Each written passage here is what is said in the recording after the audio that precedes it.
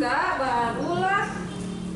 Sebelumnya, Bangkit Madani Barokah Sukabumi telah terjun membantu para pelaku usaha UMKM di kota maupun Kabupaten Sukabumi dengan menjadi supplier paket sembako murah. Dengan program keanggotaannya, mereka mendistribusikan paket sembako murah kepada anggotanya untuk dijual kembali. Kali ini BMB telah melakukan ekspansi bisnisnya. Membaca peluang usaha yang ada saat ini, BMB kini mulai merambah ke sektor kuliner. Ina Rostiana, Direktur Bangkit Madani Barokah mengatakan, peluang usaha yang dikembangkan kembali saat ini sangat membantu pelaku usaha, khususnya para anggota mereka yang saat ini mulai mengeluhkan terkait lesunya penjualan paket sembako. Dengan konsep baru yakni mengembangkan sektor kuliner, respon anggota cukup tinggi. Ada 2 produk kuliner yang saat ini menjadi unggulan BMB, brownies Nona Cio dan juga comro lezat khas BMB, menjadi produk kuliner andalan BMB saat ini. Tak kurang dari ratusan loyang brownies dan juga comro ludes di setiap harinya.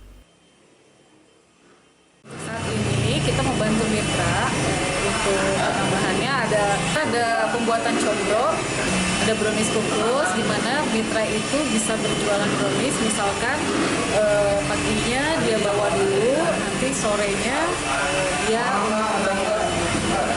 Dan kita juga ada beberapa, di sini juga ada paketan, nanti untuk paket lebaran juga ada. Terus juga selain itu memang selain paketan kue, selain itu juga ada sembako juga.